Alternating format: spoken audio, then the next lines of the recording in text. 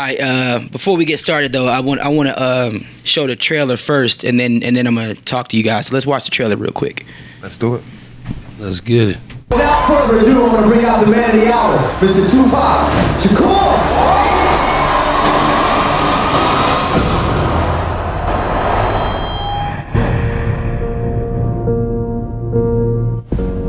You must stand for something. You must live for something.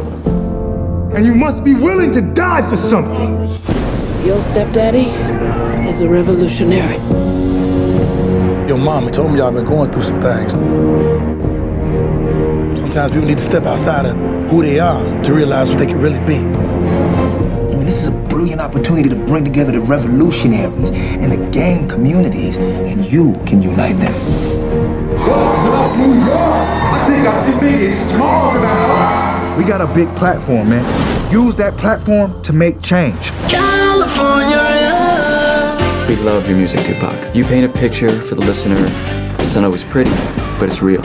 I'm reporting from the streets. I'm educating and keeping it real. I have it on good authority that the FBI has a 4,000-page file on you. Only 4,000, man. There are three things wrong with gangster rap. It is obscene, it is obscene, it is obscene. You're trying to start a positive movement for black people by using negative symbolism like thug and outlaw. You gotta enter in somebody's world in order to lead them out.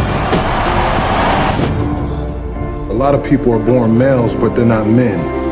I'm a man. Death Row is more than a label. It's a way of life. It's real simple. You either with us or you against us. The man I knew wanted to use his voice to educate, to bring people together. Jada, if he coming at me, he gon' get dealt with. We gotta create a movement for our community. Make sure our people stay safe. Why the cameras all on me? Why me? Cause I'm Tupac.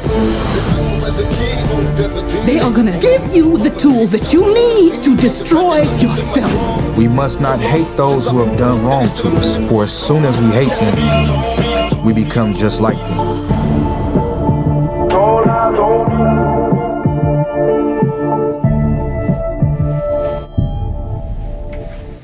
That's dope. Yeah. Yeah. Okay, fellas, you know what I'm saying, one at a time. This is not normally like radio type of thing. If we was on the air, it'd be a lot different. But because we are broadcasting in a lot of different other markets right now, just one at a time, introduce yourselves and the characters you play. Yes, well, I'm Alizé, the real Alizé. I was a part of the history, so it's an honor to be with these brothers that's finna give the world what they need to see. Okay. I'm Jamal Willard, a.k.a. Biggie, you already know. Dre P, playing DJ Fuse of Digital Underground. Tanar Davis playing Haitian's Jack right-hand man Thug. Sean Baker, I'm playing Big B, Buntry, Death Row. James Hatter III, I'm playing Yaki Gaddafi of the Outlaws. Okay, now this movie, Tupac is such a major figure in the hip hop industry and just in the music industry in general. Okay, like a million people, I'm sure, auditioned for these roles. Why were these roles so passionate for you guys to be a part of? I can start off. When I actually auditioned for a correction officer, and Benny Boom and LT Hutton were sitting in front of me, and I can remember LT and Benny standing up saying, "Man, that was a dope audition." I didn't hear back from them. That's nice. See you later. That's usual, and that was on my callback. So then, a month later, my talent agent emailed me and said, "Hey," or really texted me and said, "They want you back, but they want to give you a bigger part of the movie, playing this Haitian Jack's right-hand man Thug, and you're going to be in 4 scenes, and this could be epic."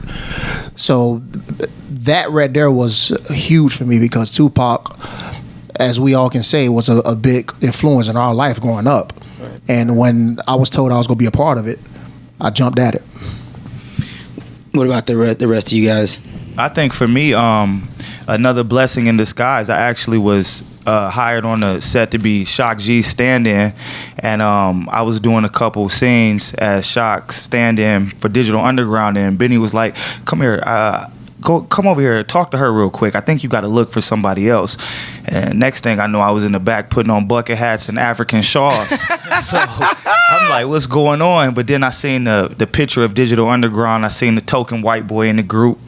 It all made sense. And then the scene that I got to act in was so major in Pac's career that I really figured out what they were doing, and it was a privilege. It's a blessing. I will say this to you as well, man. I've known you for a while with the dancing and stuff, like as well online and everything else, man. But get your martial arts skills ready, because when they do the remake of Jean-Claude Van Damme, you that guy, bro. We in here.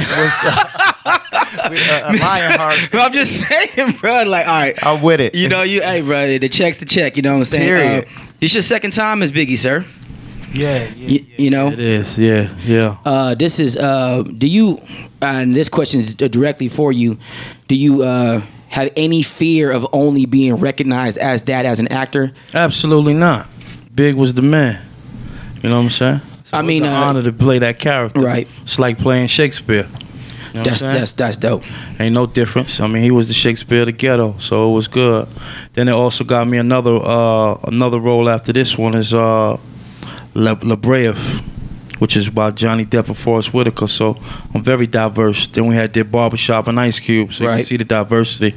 So I never worry about stereotype. That's in other people's mind. Right. That's true. Now, all the way at the end over there, you know what I mean?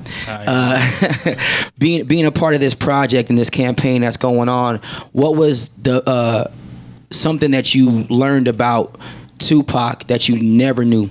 Because there's always something behind the scenes that people are teaching.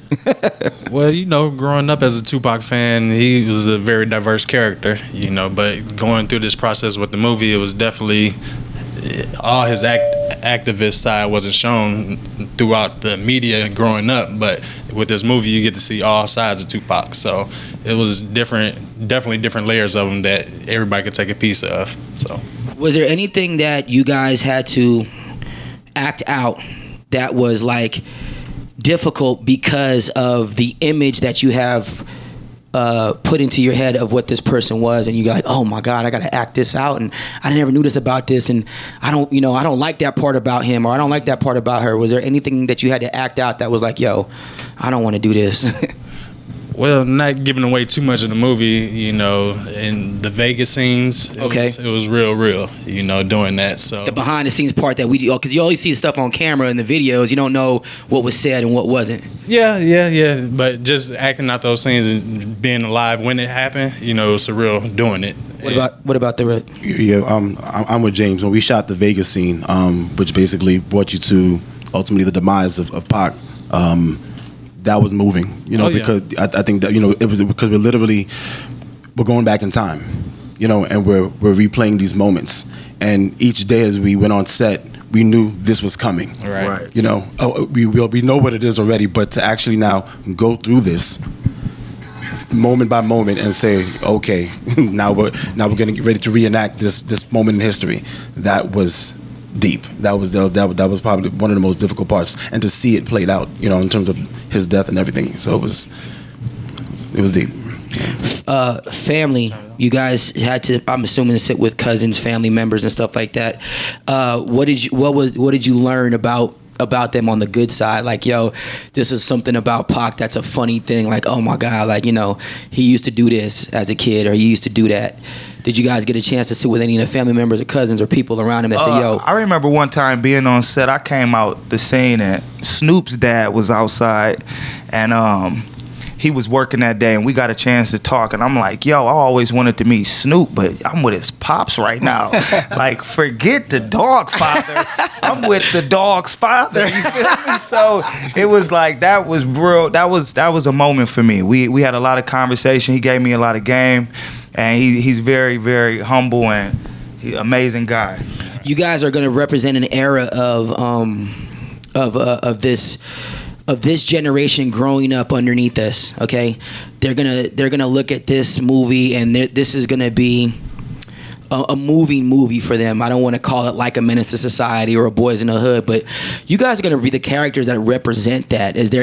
How do you feel about that? Have you even thought about that? It's heavy. It is. Yeah, absolutely. It's a classic. You know, so at the end of the day, for the next 20, 30 years and forever, you know, you have those things that are classic, like when you deal with Frank Sinatra and you deal with Bob Marley and you deal with, you know, certain people, they're forever. And these are just two people that are forever. So, you know, it's a classic. The only reason I was asking that is just because I feel like sometimes, like, you know, when you're in the act of doing something, sometimes you don't get a chance to just reflect and go, yo, I'm about to make some history here. You know what I mean? This is going to be forever. Like, my dad said the same thing this morning. He commented on a interview we did, and he said, you guys are writing history right now. He said, this is the 5 heartbeats for us. This is the Temptations. He said, in 20, 30 years later, they're going to be watching this like it happened yesterday. And that it didn't hit me until he said that. Now you're saying it. So speaking of the young generation, you know, we're trying to paint a picture, you know, for them. And I'm talking about the younger rappers too that don't really give props to Biggie, don't give really a lot of props to Tupac. You know, they kind of say they're old school. But technically, without them, it won't be you. Yeah, I will say this though. I have to correct you. There was an interview with, I think it was like the Migos, and it was like Yachty and somebody, and they asked them their top 10 rappers. Believe it or not, they were saying Andre 3000, Tupac, Biggie. They were saying that. Correcting me. I'm glad you did, because I can't speak for all the younger rappers. No, I got you. But I just wanted to let you know that I think they pay attention, but I think the issue that the younger generation has in hip hop, since this is a hip hop conversation, is that they just want to be, you know, let me do my thing. Let me just go play, bro. If I want to be stupid, let me be stupid. Some of their platforms are huge, and then some of them that say that, you know, they didn't respect the era of Tupac or Biggie.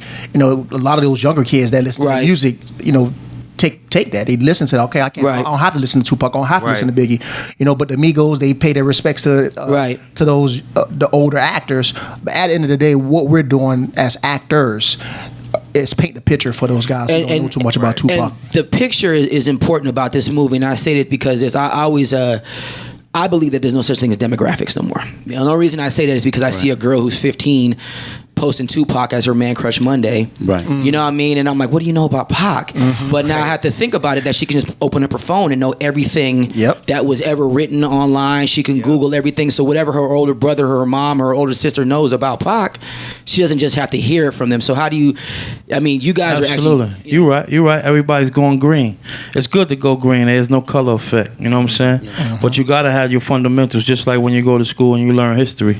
You know what I'm saying? This right here is history, and this is the real history, the untold, that what you need to see so you can make progress, because you can't do it without Big and Pop. You know what I mean? That's number one. That's and I don't choose one king. I choose they both kings. You know what I'm saying?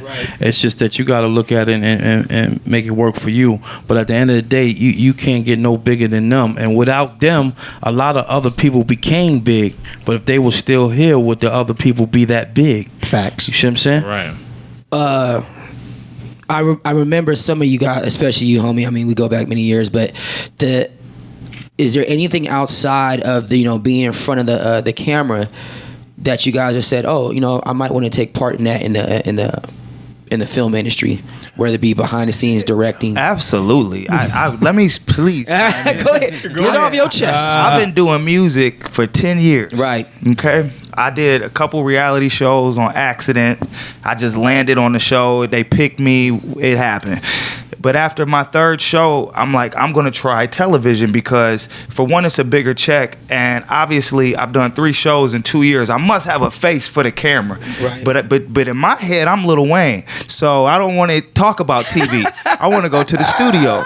But I've been acting for 2 years, 3 years, pursuing it. And this is my second major film. And back to my point, I've been doing music 10 years and I'm not getting the same notoriety or the appreciation. With film, you know, if you got it, you got it. And they respect it, and they appreciate it. And hip hop is so, you could sell 10 million records and the world will still hate you. And I don't understand that. With film, you playing a character and you killed it. We're going to give you an Oscar or a nominee. Even if you don't make it, you're not the worst actor of the year. You know? Right. Yeah. So it's a little bit more, you get what you pay for. You get. I would actually like to hear all your guys' previous dreams before actor came around? You know, I was a professional football player for 3 years. You I played look in like NFL. What gave it away? So yeah, I played in NFL for 3 years. I got a Super Bowl ring with the Indianapolis Colts as a rookie, and I'm in the process of actually doing sports media. I just left. Mount Laurel, New Jersey, at headquarters NFL Films. Right. And I had to do a broadcasting boot camp. You know, just the whole thing, the whole scope of this being a broadcaster, and that's a whole different beast when you behind, you know, when you're behind the scenes, production meetings, you know, editing and all that stuff. It's different from being an actor because you have somebody in your ear telling you, "Hey, wrap it up, you got 5 seconds." Right. So I always felt like I was meant to be on TV. Didn't know what aspect, but being an actor, I think is awesome, and I love showing the range of what kind of actor I can be. I've done acting and music has always worked hand in hand with me. So I worked on production with people like Nas, Raekwon, Big Pun. So I come from that era, Dead Prez. So I always had a love for the arts. The thing about acting, though, is that you have to lend yourself to the craft. You have to believe in the craft. And the beautiful thing about this movie is that when you see the different characters that LT and Benny Boom, they handpicked people because like this, everybody has a testimony they saw. Right. You know, it's not by accident that Jamal says, it's not by accident that James, it's not by accident that these brothers are here, because they saw something. They sure and did. They realized not only through auditions but even being on set that there's something there's something that they have something there, and that whether it was the music or they had, you know, background in being a professional football player or whatever it was, but they had a talent that was in addition to, you know, what gave them that light. And so being an actor, like you have to respect the craft. Okay, let me ask you guys this question too, and anyone you guys can choose to answer this question. Saying that what you just said, I want one of you guys to kind of explain how much how I gotta put this in the right way. Explain to the people that you guys had to let go of your hopes in order for your dreams to manifest. Because whatever your hopes were musically, your dreams are now manifesting through acting. So you had to listen to somebody else. Absolutely. That's true. And the one thing I can say, you're going to hear a lot of no's before you get a yes. Yeah. And that's where music, that's with acting, that's with just working at Taco Bell. You know, as with any job, or any profession, the no's are going to come, but once you get that first yes, take an opportunity and take advantage of it and thrive off that. Yeah. And the thing about it is you asked the question about dreams and hopes. I was 19 years old on death row. I wanted to be the world's greatest rapper. I think everybody did then, but we paid homage to the rappers that were. But I tell any kid, any young man, these young men got more talent than acting. They got more talent than music because the hours, the time they had to put in. And I want to add that you don't give up, because look at me now on a BET Mobile rocking with these brothers, and we at our Heart Radio, and we sitting up here talking about a historical film. That's crazy. So we didn't give up. So whether you get a no, you get a million no's, it's in your heart to stay going.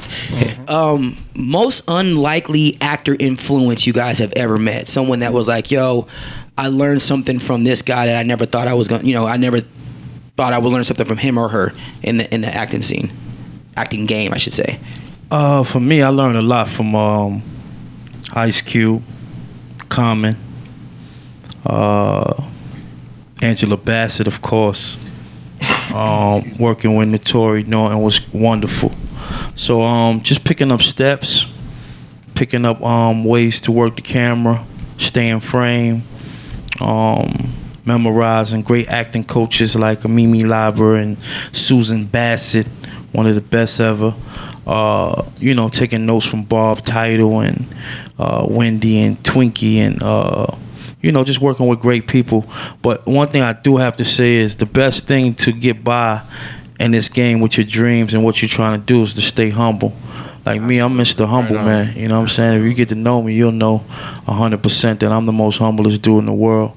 And I think when you keep that humble spirit, you'll get way further in life with a lot of things. You know what I'm saying? And if somebody tell you to be at work at 9:45, you be there 8:30. I think when you show the hunger, you'll win better. You know what I'm saying? Because there's a lot of people trying to get in your spot. You know what I'm saying? So as soon as you want to quit or give up, you have about 100 other brothers that's ready to go and take your spot. So just stay focused and keep faith, not luck. You know what I'm saying? Some people believe, you know, luck and all. I don't deal with luck, I deal with faith. I wanted to be one of the best rappers in the world myself coming out of Brooklyn, but yet I played them. So God has other answers for you that's bigger than life, so just take heed of what's going on. Yes, man. Know what I mean? This movie is gonna, again, I have to reiterate, it's gonna represent a whole new generation, a whole new era of actually them being able to see the behind the scenes and things that they didn't know, that they can't Google. You know, that they weren't there at Death Row. They weren't in the studio when you were there. Is there, you know, you hear these rumors and you hear people talk about, yo, he did all this great stuff, and talk about Pac's work ethic. Energy. Incredible. You know, energy. I literally left from Chicago, Illinois at 19, went to the West Coast on a dream, and it was through a good friend, through Danny Boy. You know what I'm saying? And I like to freestyle and all that, and people be like, oh, freestyle don't mean nothing. And I saw this guy one time go in and say, drop it this way, do it this way, do it like that, but you still working.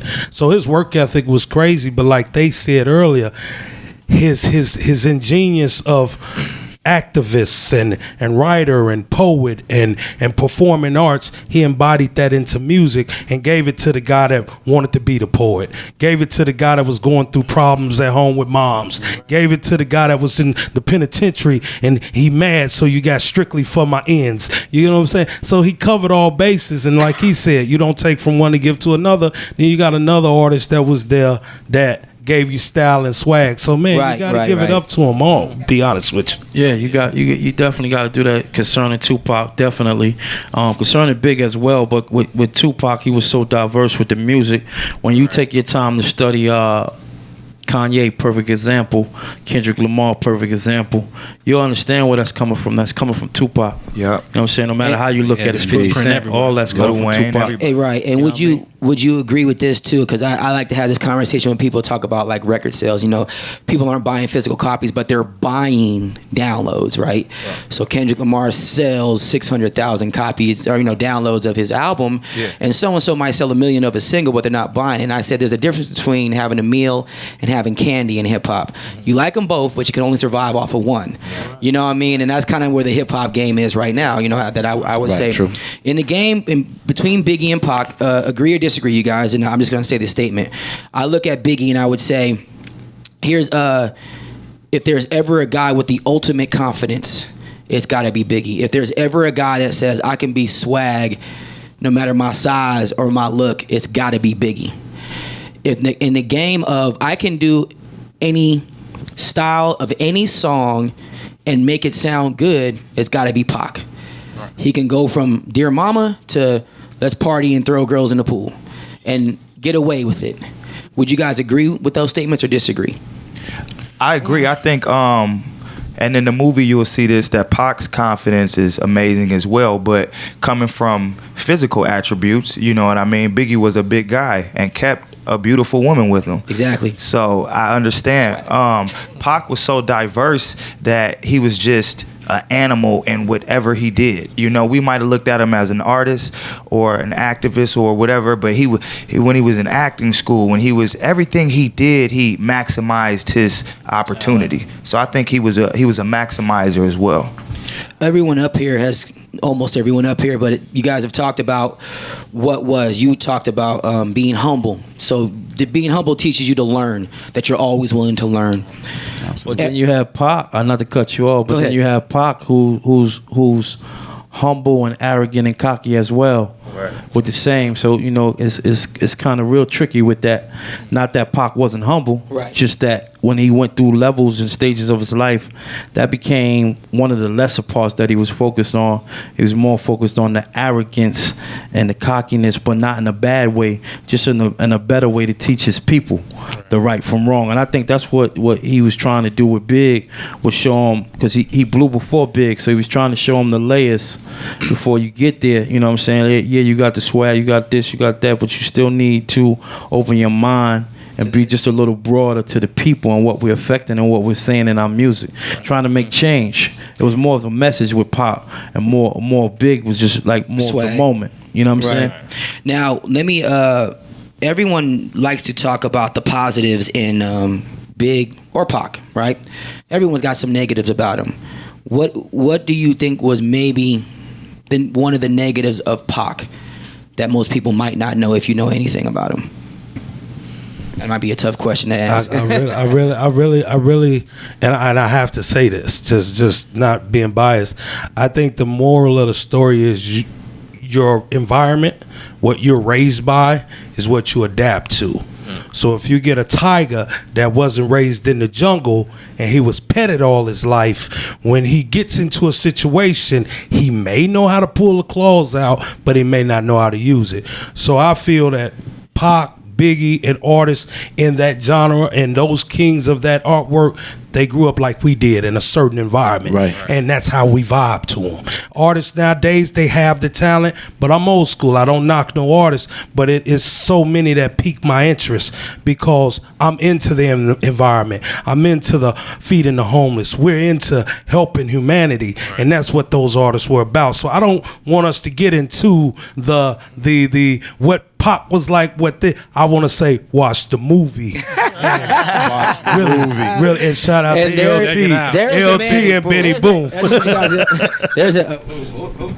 There's an answer right there from someone who's been in the industry from a long time. Very educated on that answer. So appreciate you, brother. Appreciate you.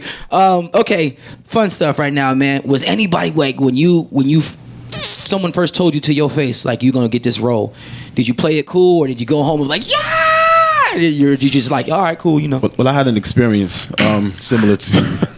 I had an experience where I actually, when I first auditioned, I auditioned for Legs, and and this is with a different director at the time, and I got called back 4 times, and I'm thinking I got it, and then I didn't, and they shout out to WSA Casting, Winston Sinclair, and all of them, and big shout out to them. They were very huge on this. But what happens is that things changed, but same story. LT and Benny saw something different, and so when I got on set, I got a call to play drug dealer. That was it, just drug dealer, in the same scene that D-Ray got. D-Ray now plays Legs. So I'm standing there and I'm like, okay, well, listen, I'm good. Same thing Jamal was saying, be humble. Like, you don't, because that's the thing about what God, you don't know what God is doing. You don't know what God is doing. And I got to say that. So I get to set and I'm standing there waiting to do my scene, whether I'm slinging or just standing there saying one line. I don't know what it was. Right. Here come LT and S Mac. Yo, we loved your audition. We got something else for you. Go home. We'll hit you back in about a week. And that was it. I didn't know what it was going to be. I get the phone call, and he says, we want you to play Big B, security to Suge. And I'm not going to lie, I was ecstatic. I lost my mind. I was like, okay. Yeah. I go from being I might not have had anything. And I was happy with that. Lord knows I was happy with that. But to get that call to say, listen, somebody saw more in you. They're a believer. So I like these gentlemen up here. Listen, we all kings up here. Like we have it is a momentous occasion. So anybody that tells you, oh, it was it was cool. I'm just chilling. That's a lie. They're trying to water down. I know somebody got excited somewhere, bro. Like I know you probably got up and started dancing. I know you, bro. You be killing it. Man, I caught everybody in my phone in the back room. Beyond that, it's funny because they start looking at you like you a prototype or you like a transformer. Like you, come over here. Yeah. You don't know what they thinking, what's going on. They X-raying you, looking you up and down. I'm like, did I wear the wrong thing? They about to kick me off set. Did I pull my phone out? Right. And they're like, you know what? Yeah, just go with her. Right. And then they start showing you pictures of who they think you are. And then it's like, wow, that is me. Yes, I can do that. And then that's when you call your moms like, we made it. Yeah, and like I said earlier, when I went into my callback, I was a correction officer, and my whole deal was just to, give Pac a hard time while he was being incarcerated. And after I was finished doing my lines, Benny and LT stood up and they actually clapped. So I'm thinking, I got it. And I walked out. Like I said, I didn't hear back from him. Yeah.